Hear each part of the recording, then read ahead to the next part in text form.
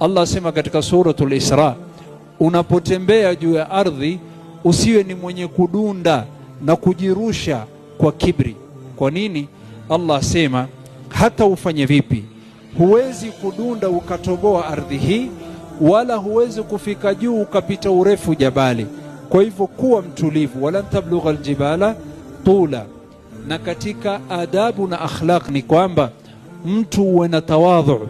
Allah subhanahu wa ta'ala tueleza Luqman al-Hakim alipokuwa ni mwenye kuzungumza na watoto, alipokuwa ni mwenye kuzungumza na mtoto wake na kumpa nasiha, amfundisha mtoto wake awe mnyenyekevu, akimwambia wala tusair khaddaka linnas wala tamshi fil ardi maraha.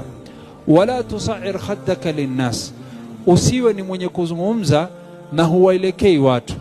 Akuzungumzisha mtu, wewe wazungumza ili hali humwangalii. Lakini sifa ya kwanza ni sifa nzuri, ni kwamba anayekuzungumza mwangalie kwa uso, usiwe ni mwenye kumpa mgongo.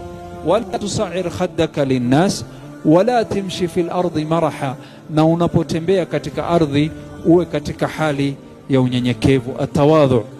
Na mtu yeyote ambaye anakuwa na unyenyekevu, basi Allah subhanahu wa ta'ala humnyanyua.